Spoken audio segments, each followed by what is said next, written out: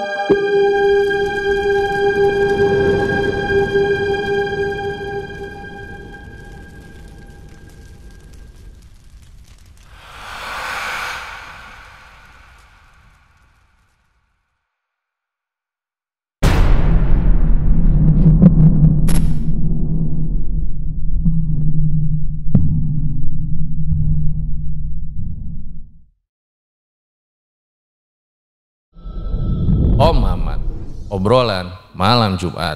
Kembali lagi bersama gue Fajar Ditya. Kali ini di Om Mamat season 3. Kamu yang takut atau mereka yang lari?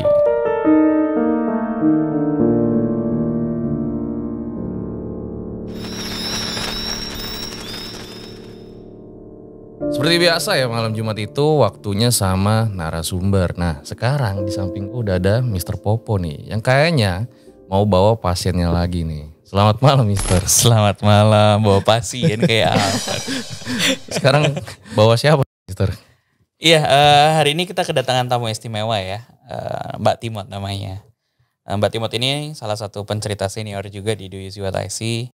Udah ada sejak awal-awal dulu di cerita ke-20 sekian lah. Yang sekarang kan udah sampai 700 ya. Nah sekarang Mbak Timot emang hadir buat menceritakan pengalamannya spesial dulu di waktu dia KKN. Ya ini salah satu legend juga ceritanya ya. Iya, ceritanya banyak yang suka. Terus, nah dulu gara-gara cerita series KKN di Do You See What I See, viral tuh KKN sampai terakhirnya yang KKN yang terakhir itu. Iya, itu awalnya justru di sini ya kalau nggak salah itu dulu ya. Nah, salah satu cerita yang paling epic mungkin KKN di daerah Louis Goong ini. Iya betul. Selamat malam Mbak Timot. Selamat malam. Mengalami kejadian horor saat KKN. Saat itu berapa hari KKN-nya ya? Sebenarnya seharusnya kan kalau KKN itu kan sebulan ya, program dari kampus. Tapi karena kejadian-kejadian di sana akhirnya terpaksa cuma 3 minggu. Gitu. Dan bahkan karena adanya cerita horor di sana, kita kayak nggak terlalu fokus sama sosialisasi kegiatan KKN-nya gitu. Itu hampir setiap hari tuh ngalamin kejadian horor. Di hari sampai pertama itu memang udah ada kejadian horor. Terus kemudian beberapa hari ya kita tetap kayak biasalah gitu kan. Kayak mau apa nih sosialisasi ke warga setempat. Tapi pas mulai malam Jumat pertama itu udah mulai ada keanehan. Tapi ya udah kita masih santai kayak nggak terlalu mikir ke sana kan. Minggu depannya lagi malam Jumat lagi, dan setiap malam Jumat di sana tuh paling chaos minggu ketiga, makanya akhirnya kita diizinin untuk balik. Dan di ceritanya ini kan kalau nggak salah ya, ada salah satu temennya Mbak Timot yang kayak jadi ada kembarannya gitu ya. Waktu itu nggak ngerti sih kalau itu kembaran atau gimana gitu, cuman kita sih ngerasanya kalau dia pergi-pergi aja gitu, ngilang-ngilang. Tapi ternyata setelah semuanya berakhir, dia merasanya dia selalu bareng sama kita gitu.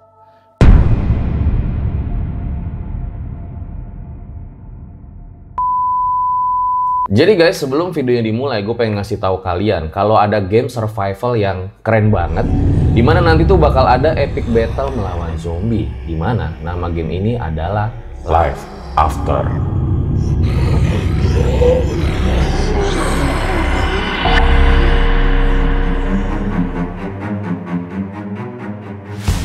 Jadi guys, sekarang gue lagi main gamenya nih.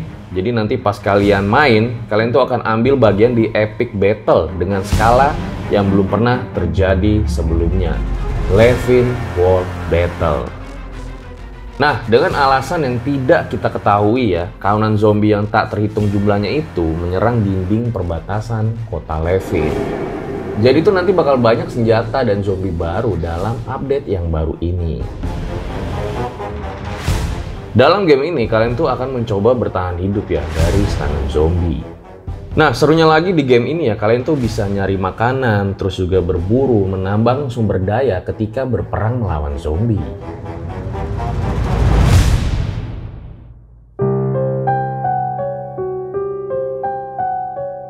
Jadi ya nggak bakal bosen deh, kalian tuh juga dapat membangun rumah untuk berkumpul dengan teman. Nah, ini bagian terbaiknya yang lagi gue mainin nih. Jadi kalian tuh dapat bermain sebagai half zombie kayak manusia mode zombie gitulah, yang dapat ngendarain sepeda motor dan juga kendaraan lainnya.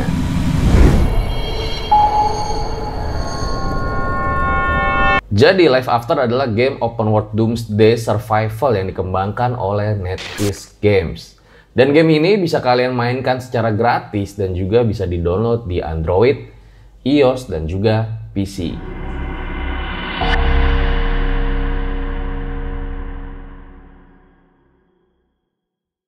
Oke, baik, ditahan dulu ceritanya Mbak Timot. Nah, sebelum dilanjutkan, kayak biasa nih, dukung terus konten-konten RJ5 dengan cara subscribe, like, komen, share yang banyak biar kita makin semangat bikin videonya. Jangan lupa juga mampir ke channelnya Mister. Do you see what I see? Ada di YouTube ya, nanti titip masukin ke link di bawah ini. Iya, sama jangan lupa juga mampir ke channelnya Mbak Timot. Ada bahas apa Mbak Timot? Di situ ada kayak misteri musik malam minggu gitu. Ngebahas tentang legend-legend musisi di seluruh dunia. Wah, keren banget. Nanti gue taruh langsung linknya di deskripsi. So, gue rasa langsung saja berikut adalah cerita.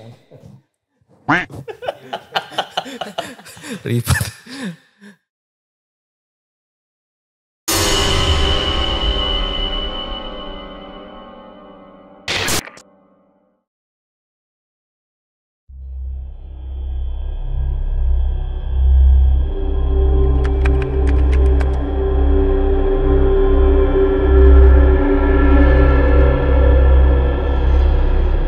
Kejadian ini sebenarnya nggak cuman gue yang ngalamin, ini barengan sama teman-teman gue juga gitu.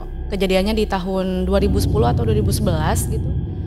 Jadi sebenarnya ini adalah program dari universitas, kita ngejalanin program KKN gitu. Nah, kalau KKN itu kan biasanya ada sekumpulan mahasiswa dari beberapa fakultas tuh digabungin gitu. Nah, kebetulan KKN kita tuh dapetnya di daerah namanya Louis Goong, itu di Garut, Jawa Barat.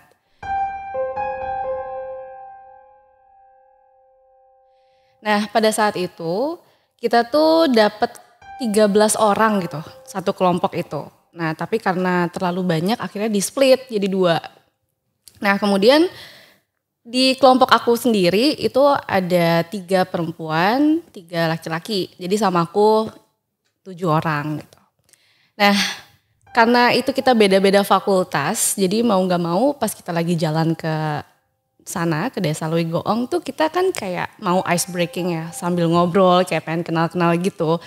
Dan gak tahu kenapa tiba-tiba pengen cerita horor aja gitu. Karena kan kalau kita cerita horor tuh biasanya lebih gampang akrab gitu kan. Nah, ada tuh teman-teman aku yang laki-laki itu, mereka bercanda, gak tahu dia dapat dari mana, pokoknya dia bilang kayak tahu nggak kalau misalnya nih ada rumah itu di dalam satu ruangan, di dalam rumah itu ada kursi yang kursi itu menghadap ke pojokan tembok gitu. Itu tuh kayak misalnya ini kan pojokan tembok nih, kotak gitu. Terus ada kursi yang mengarahnya tuh ke bagian sisi pojoknya ruangan itu. Itu katanya tuh rumah bakalan banyak banget penghuninya gitu. Itu kita bercandaan aja kayak apaan sih, nggak apa hubungannya gitu kan. Pokoknya tuh aneh banget. Terus sampailah singkat cerita kita sampai di rumah yang dimana nanti kita bakalan tempatin gitu. Dan kebetulan itu rumah dari Pak RT atau kepala desanya gitu. Nah pas kita masuk kan biasa disambut gitu kan. Pas disambut kita udah nyiapin 2 kamar gitu. Ini kamar untuk perempuan, kamar untuk laki-laki gitu. Dan posisi ruangannya itu langsung ruang tengah. Terus di situ ada kamar mandi, kamar perempuan dan kamar laki-laki. Nah, kamar laki-laki ini agak ngelorong gitu, agak ngelorong. Pokoknya konsepnya langsung nih anak-anak yang perempuan naruh tas kan di tempat kamar perempuan dan yang laki-laki tiba-tiba mereka gerumunan aja tuh di depan kamar kayak lo aja lo enggak mau gitu kan, kayak nggak mau masuk nih. Terus udah kita kan cuek-cuek aja, yang cewek masukin barang, tiba-tiba pas kita lagi ngerapiin barang si cowok ini ada yang teriak astagfirullahaladzim gitu kan. Terus kita keluar kenapa gitu, dan mereka masih aja di depan kamar gitu nggak mau masuk si laki-laki ini gitu. Temenku ada yang perempuan yang kayaknya dia ya keislamannya agak kuat gitu. Dia bilang kayak coba ada apa sih gitu kan. Pas dia lihat di dalamnya tuh ada kursi yang menghadap ke pojokan ruangan. Maksudnya kita kan tadi bercanda kayak gitu kan. Terus ya udah akhirnya gak deh gue nggak mau masuk gitu. Nah temanku yang perempuan ini akhirnya masuk terus ngebalikin kursinya. Udah ini nggak apa-apa, ini cuman kebetulan aja gitu. Tapi gue baru denger juga ya Mbak, kalau rumah ada kursi ngadep itu katanya banyak penghuninya. Jadi katanya mau dibalikin kayak apapun itu kursi akan menghadap lagi.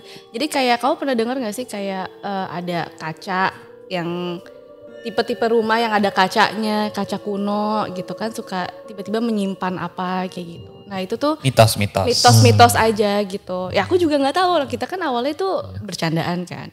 Nah terus udah nggak apa-apa ini gitu kan kata temanku. Enggak deh gitu. Teman-temanku yang cowok akhirnya kita di ruangan tengah aja gitu kan. Karena ruangan tengahnya itu juga posisinya deket kamar perempuan dan deket WC. Dan itu ada lorong, kita nggak tahu, mungkin kita mikirnya ke dapur gitu kan. Kalau boleh tahu Mbak Timot, program KKN itu tujuannya buat apa pada saat itu ya? Jadi kan awalnya kita kan dibagi 13 orang terus dibagi 2 gitu kan. Kebetulan aku dapat yang 7.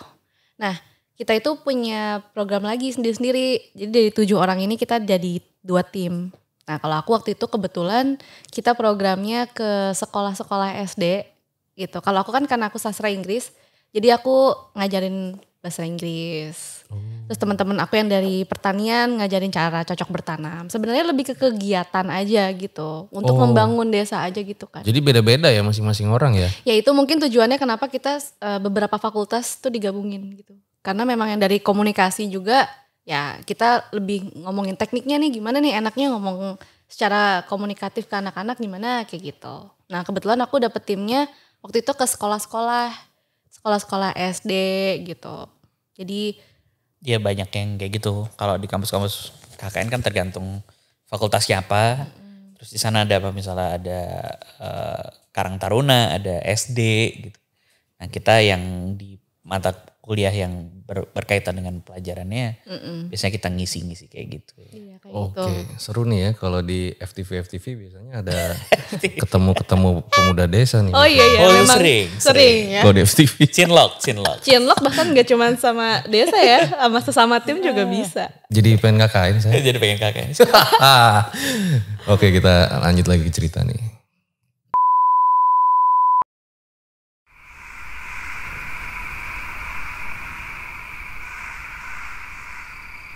Nah malamnya udah santai-santai kayak ya kita mau bikin apa nih gitu kan untuk sosialisasi nih di KKN Wegoong ini gitu.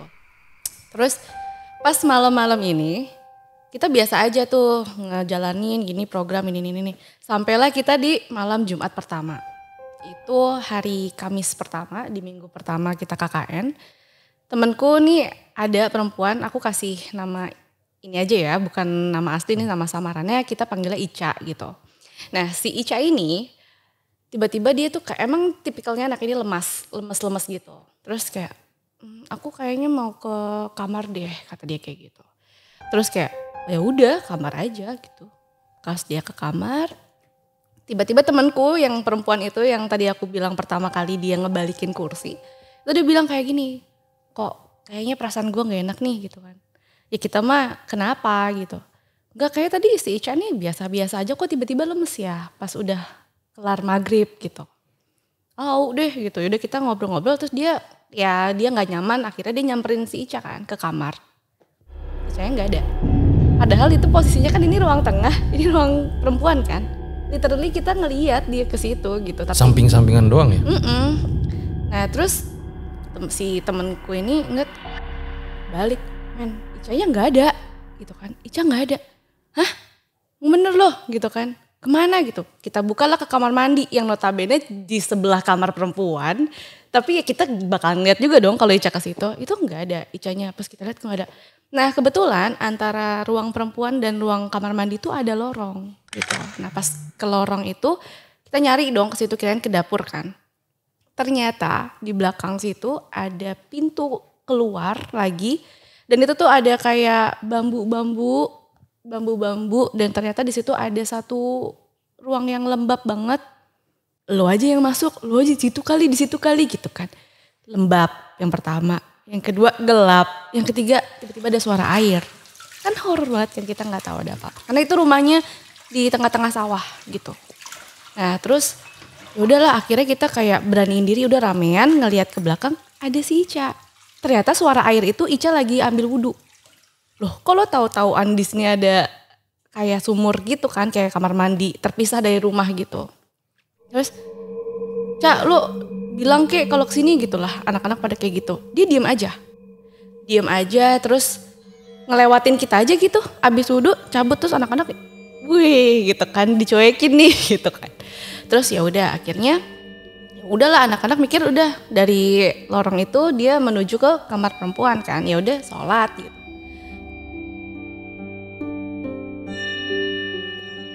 Kita udah ngobrol-ngobrol lagi di tengah-tengah gitu kan, di ruang tengah. Tiba-tiba ada suara pintu dari luar kebuka kayak gerbang gitu. Nah siapa tuh gitu kan. Pas anak-anak nengok ke pintu kita kebuka yang tadi kita baru masuk langsung ruang tengah. Ica masuk dong. Terus kaget dong anak-anak. Hah? Langsung pada ke dalam, ke ruang perempuan. Gak ada bekas orang sholat. Oh berarti dia tadi dari kamar mandi keluar kali gitu kan. Dari mana lu Cak? Benerin sendal gua. Hah? Aneh banget kan lu ngapain benerin sendal gitu. Bukannya tadi ke toilet? Enggak, dari awal gue emang pengen keluar gitu. Gue gak nyaman aja ngelihat sendal berantakan gitu. Aneh kan? Maksudnya benerin sendal tuh? Jadi kita tuh kayak naro sendal sepatu tuh berantakan gitu loh. Kayak udah nama juga kan abis kegiatan biasanya anak-anak langsung pengen cepet-cepet istirahat kayak gitu. Jadi dia gak ngerasa tadi wudhu di deket sumur itu? Nah pada saat itu kita nggak. Jadi kita taunya bukannya tadi lo ke WC? Enggak, dari awal gue emang keluar gitu. Aneh banget kan gitu. Terus kayak ya udah. Tapi bajunya sama? Sama, pokoknya bener-bener ya Ica yang kita lihat pada saat itu gitu. Udah abis itu aneh tapi ya udah gitu kan. Kita tetap ngejalanin ya kegiatan-kegiatan kita sampai di minggu kedua hari Kamis juga. Malam Jumat lagi nih. Malam Jumat lagi. Sebelum dilanjutin boleh digambarin dulu gak Mbak? Sebenarnya rumahnya itu jauh-jauhan sama warga kah? Apa gimana gitu? Kebetulan kan karena ini rumah kepala desa atau RT gitu ya. Jadi memang udah lebih modern dibandingin yang lain. Cuman posisinya itu di pinggir jalan. Tapi ini rumah sendirian. Itu sekelilingnya tuh bener-bener sawah. Sawah terus di belakang yang aku bilang ada WC itu hutan bambu gitu. Jadi itu ada hutan di tengah-tengah sawah gitu lah. Jadi kayak semacam kalau di sana memang tipikal rumahnya itu kamar mandi tuh terpisah gitu dari rumah utama gitu.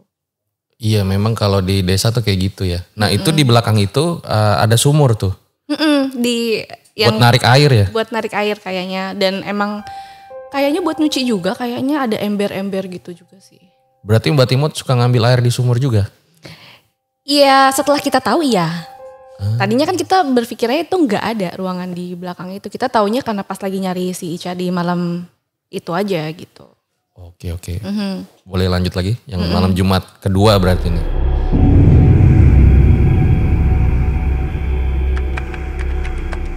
Pas di malam Jumat di minggu kedua kita di sana, itu lagi-lagi nih si Ica itu kayak gue gak enak badan deh gitu. Terus ya udah dia ke WC. Gue gak tahu deh, pokoknya kita tuh udah kayak lupa lah sama kejadian yang kemarin karena udah seminggu yang lalu juga gitu kan. Terus si Icanya juga. Ini semuanya berarti ya lagi ngumpul, ngedengar kayak gitu, cowok. Cewek cowok, kita tuh pokoknya semuanya anaknya ruang tengah banget lah. Karena emang pintu masuk langsung ruang tengah gitu. Karena anak-anak cowok kan gak ada yang mau di kamar kan. Sekitar jam berapa nih? Pokoknya setiap abis maghrib. Nah jadi setiap abis maghrib itu si Icanya ngerasa kayak gak nyaman. Pengen lah dia ke WC, ke kamar. Iya. Jadi pokoknya setiap Ica ngerasa gak nyaman abis maghriban gitu, dia langsung cus tuh ke kamar gitu. Dan kita udah gak ngeh kan. Nah teman aku yang lagi-lagi yang si mbak ini gitu, kok ngerasa gak nyaman gitu. Kayak ada sesuatu deh kayaknya gitu. Disamperin lagi dong ke sana gitu kan. Kita samperin ke si mbak itu nyamperin ke kamar gitu, gak ada lagi. Oh langsung lah kita semua, Icanya gak ada nih gitu kan. Oh yaudah kita ke belakang lagi gitu. Itu tuh sebenarnya kita udah ngerasa aneh sih. Karena kalau misalnya dia ke belakang itu pasti kelihatan sama kita. Tapi kita tuh gak ngeliat. Padahal itu sumurnya serem juga ya sebenarnya ya. Iya. Kalau malam-malam. Harusnya sih kalau secara konsep emang sumur di luar rumah itu udah pasti Deket pohon-pohon bambu dan lagi ya. Gelap gitu kan. Kita samperin dong si Ica gitu. Dan beneran kita ikutin, oh ada dia lagi wudhu. Terus kita ikutin, kita liatin dia benar ke kamar. Kita make sure dong kalau ke kamar gitu kan. Oh beneran dia mau sholat kayak gitu. Terus ya udah abis itu, tar dulu ya bentar aku kok tiba-tiba deg-degan ya. Serem. Minum dulu. Minum dulu boleh ya? Buat kalian yang punya pengalaman horor nyata, bisa kirim cerita kalian ke email rj5 atau DM Instagram rj5.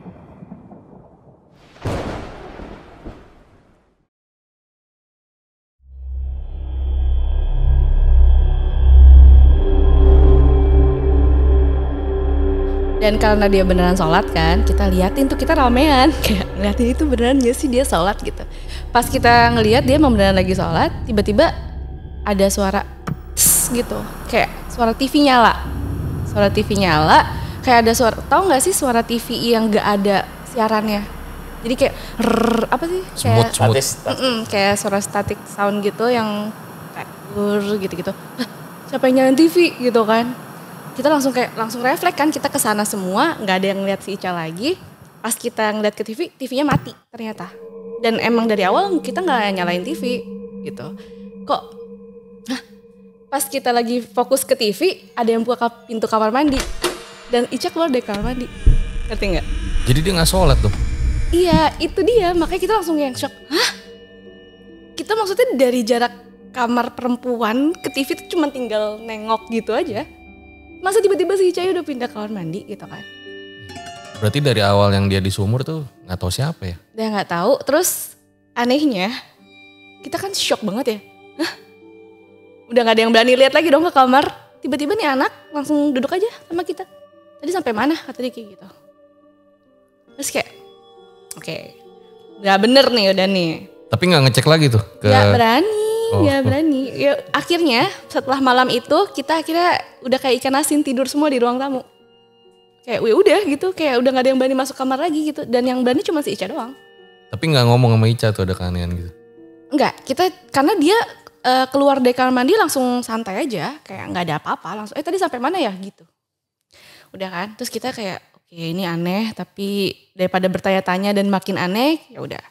Nah itu kan malam Jumat kan. Nah pas besokannya hari Jumatnya temanku berinisiatif nih kayaknya nggak bener nih. Udah 2 kali jadi keinget kan yang minggu lalu juga dia kayak lo jumpingan gitu. Loncat-loncatan tiba-tiba di sini tiba-tiba di situ.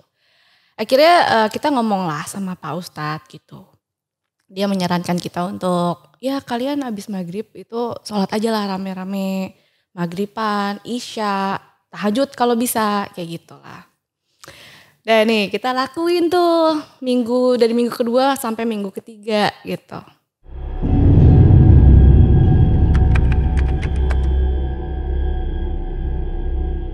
Dari mulai minggu kedua ke minggu ketiga itu si Ica tiap abis maghrib, tiap kita mau siap-siap sholat maghrib barengan, itu dia selalu kayak gue ini dulu ya keluar, gue ini dulu ya, pokoknya dia nggak pernah mau ikut aktivitas kita berjamaah gitu. Semenjak itu terus nggak tau lah, pokoknya dia suka tiba-tiba ke WC sendiri, sampai kita tuh udah yang terserah dia lu mau ngapain kayak gitu kan. Terus ya udah akhirnya kita lakuin itu sampailah kita di minggu ketiga kan. Nah minggu ketiga ini adalah minggu pertama kalinya kita ngerasain bareng-bareng kalau ada keanehan sih emang antara nggak tahu ya antara Icanya atau emang rumahnya atau lingkungan kita gitu. Jadi ini nggak tahu aku sial banget. Jadi pas minggu ketiga itu aku yang ngerasain langsung. Jadi pas sekitar jam 11 malam itu kita yang kayak udah ketiduran gitu di malam Jumat ini. Kita tiduran di ruang tamu. Aku tuh jam 11 malam kebangun kayak gitu. Kok samar-samar tuh aku lihat itu Ica kayaknya nih mau ke sana, mau ke arah lorong ke kamar mandi sumur gitu kan. Aku teriak dong, Cak gitu. Tapi kayaknya tuh nggak keluar. Aku ngerasa kayak apa sih ini berat banget. Aku mau bangun tuh nggak bisa gitu. Terus ya udah kan. Nah itu kan posisinya kan gini ya. Aku tiduran terus aku madep gini kan. Cak gitu nggak bisa. Akhirnya aku kuatin untuk nengok ke depan, gini ke atas gitu. Tuh tiba-tiba ada sosok pocong. Masih ada kapasnya. Matanya hitam banget. Terus baunya kerasa banget deh pokoknya. Pokoknya itu jaraknya ada kali cuman jengkal atau 10 cm lah ya, gak nyampe. Terus tau gak posisi kayak gitu, gak ada tuh aku kepikiran mau teriak. Jangankan ngomong kasar ya kayak mau ngomong apa gitu. Ini mau ngomong astagfirullahaladzim aja gak bisa. Gak tahu gimana pokoknya kesirap atau apa, aku istirahat abis itu. Lupa semuanya.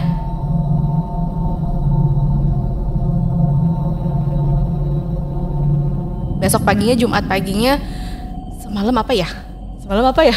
Cerita gak ya sama anak-anak ya gitu? Enggak deh, takut gitu kan. Kayak gue doang. Tapi aku inget, lah iya si Ica kan semalam kesana tapi ya udah gitu. Nah, aku lupa cerita. Jadi setiap subuh Ica itu selalu kebangun tapi dia di kamar. Dia gak pernah mau tidur di ruang tengah. Dia selalu bilang kayak, kok aku capek banget ya gitu. Setiap subuh. Itu dari minggu kedua ke minggu ketiga. Terus sorry gue potong Mbak. Pas cerita yang pocong kenapa berkaca-kaca matanya? Gue tuh pernah menceritakan ini kan. Ya awalnya gue gak nyangka gue bisa nyeritain ini. Karena emang dari dulu tuh kayak udahlah dirasain sendiri aja gitu. Tapi ternyata tiap cerita ini tuh kayak nih tangan gue aja udah dingin. Kaki gue merinding dari tadi gitu. Setiap part itu. Karena gitu. Sebelumnya udah pernah lihat setan atau baru ini yang pertama kali? Belum pernah, aku tuh nggak sensitif sama sekali. Jadi benar-benar lihat pocong depan muka tuh pas di sini doang. Masih ada kapasnya lagi ya? Masih. Matanya hitam. Bayang nggak?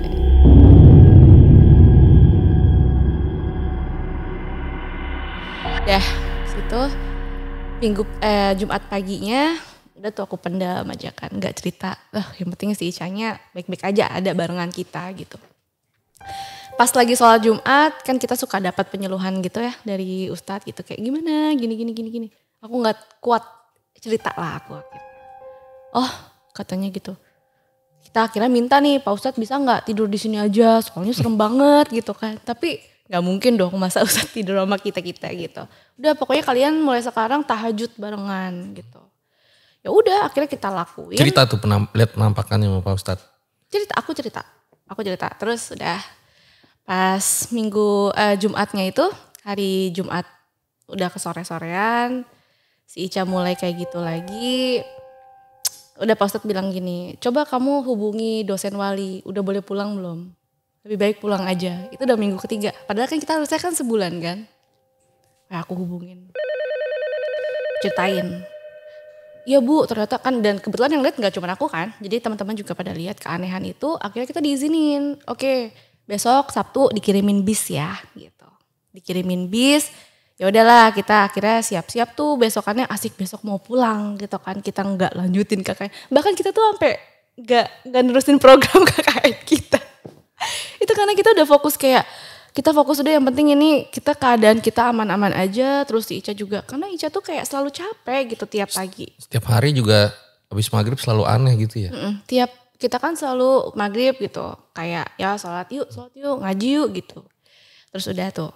Tapi gak ada inisiatif mau nanya Ica tuh pada saat itu masih di rumah? Enggak dari sih. Kalian semua? Enggak Takut. Karena kita takut emang beneran ada yang aneh. Ngerti gak sih? Kita takut nge-handle itu gitu. Kayak cuman ya gak sih gitu.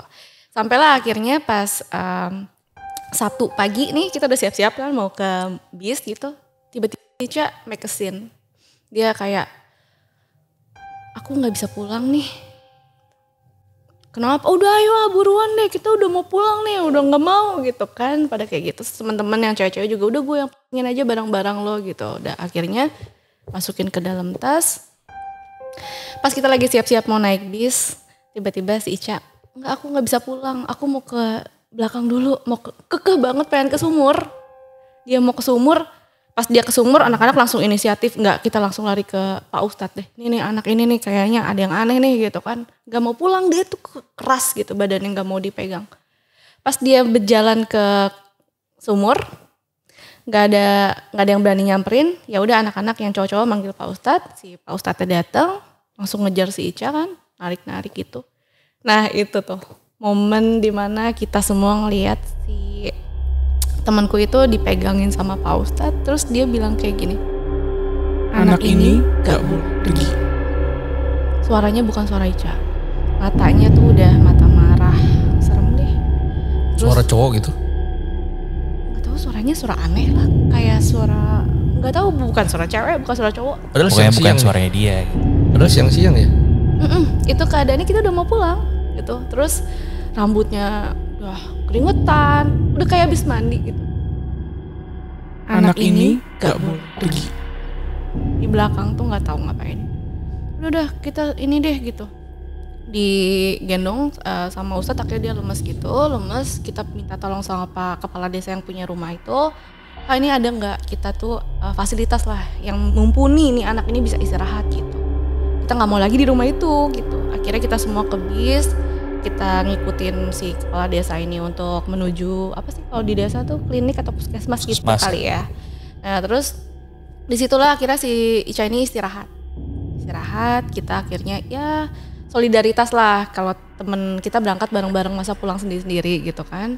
Akhirnya kita ya udah kita bermalam tuh di mobil gitu kan, karena si Icanya nginep kan di klinik itu gitu. Karena kita ya udah gitu kan nungguin lah sampai dia udah legaan. Besok paginya hari Minggu kita udah mau pulang, si Ica bangun. Itu pertama kalinya dia subuh bangun gak kecapean. Karena dia bangunnya udah siang kan, sekitar jam 8-an deh kita kalau gak salah. Kita udah mau siap-siap pulang. Langsung dia kayak, kita di mana? Kata dia kayak gitu kan. Anak-anak langsung kayak, lo gak ingat? Kata dia kayak gitu kan. Diceritain lah. Terus itu Icanya marah, nangis sambil marah. Lo gak ada ya? Kata dia.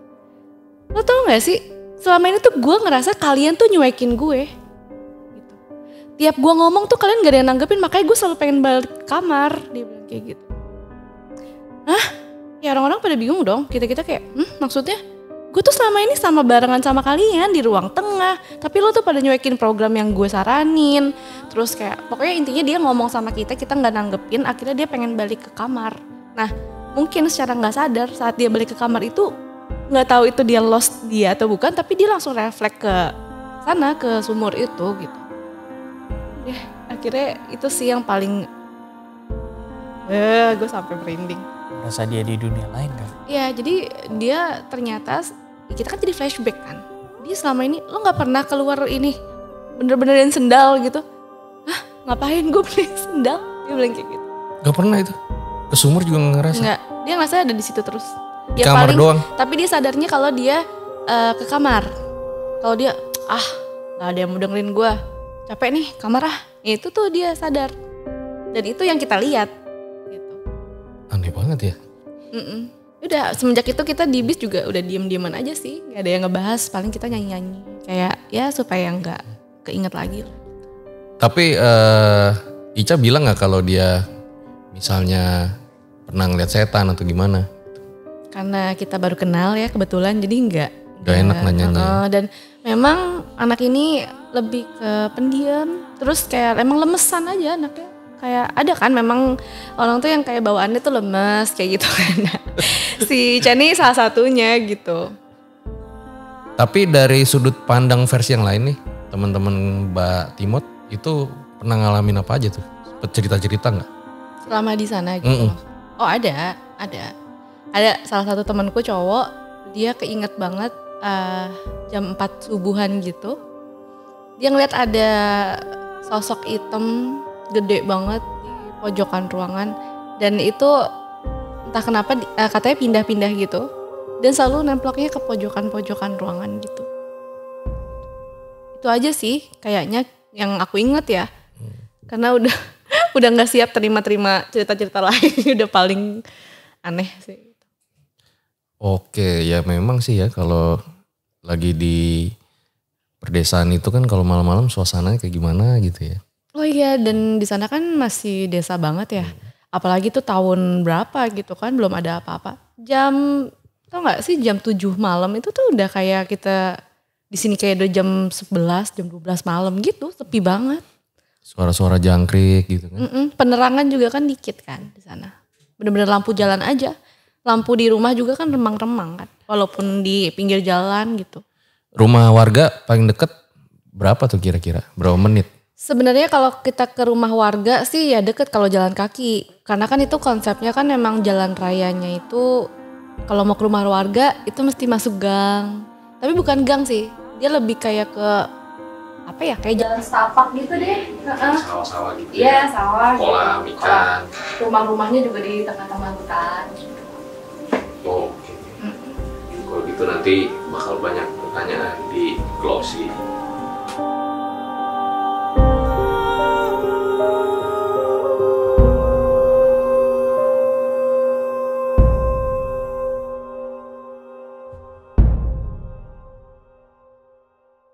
Itu dia guys, sebuah kisah KKN ya dari Mbak Timot, di mana ini ngeri-ngeri sedep juga ya. Pas KKN ada satu temennya yang bertingkah nyeremin. Nah sebelum selesai ada beberapa pertanyaan yang pengen gue tanyain sama Mbak Timot. Jadi Mbak, pas saat itu KKN-nya selesai apa enggak? Kalau secara apa ya, enggak sih. Kan harusnya sebulan. Tapi karena dapat cerita kayak gitu, jadi kita dapat keringanan. Oh gitu. Dan ini jangan-jangan konspirasinya pura-pura horor biar dapat keringanan. Bisa juga sih, cuma 3 minggu kan, jauh lagi dari mana-mana ya. Enggak, tapi kita kalau secara program ya dianggap selesai, karena kan memang goals kita kan harusnya kan di minggu terakhir, cuma kan kita terlalu fokus sama itu ya, hal-hal kayak gitu. Dan kita kan juga punya laporan harian yang kita lakuin semua udah tercapai gitu. Setelah itu masih suka kontak-kontakan sama yang orang-orang di KKN itu? Enggak sih. Enggak ya? Itu benar-benar kita tuh, kalau nggak tahu kalau yang lain ya, tapi kalau aku pribadi pas ketemu itu ya udah gitu, untuk tugas nambah temen iya, tapi nggak yang langsung kayak deket gitu, enggak. Ya ada sih beberapa temanku yang akhirnya jadi sahabatan gitu. Kan nih ceritanya dulu viral banget ya, Mister ya? Iya rame. Ica belum ada pernah ngontak Mbak Timot. Dia emang kayaknya dia nggak tahu sih kalau aku cerita ini. Barangkali nanti habis ini jadi tahu kali ya. Sebenarnya mungkin dia udah tahu, karena kan ini kan juga nggak sekali ya aku cerita gitu kan.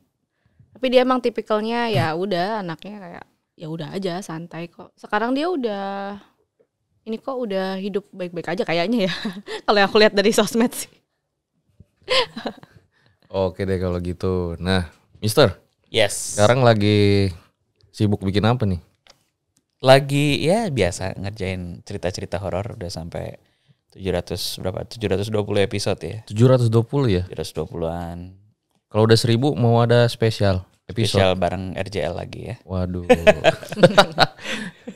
Iya nih, kita bikin apa ya yang spesial gitu, Mister? Kemarin kita mau bikin live-livean lagi. Oh iya. Sama beberapa kreator lain ya. Mudah-mudahan jadi. Mudah-mudahan jadi ya. Oke deh kalau gitu. Gue rasa cukup demikian ya episode Om Mamat pada kali ini. Makasih banget Mister nih.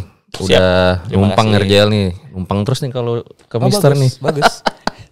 Nanti ada cerita lain lagi yang bisa diangkat ke RJL ya. Nah, boleh banget tuh. Kira-kira menurut kalian apa ya? Komen aja di bawah.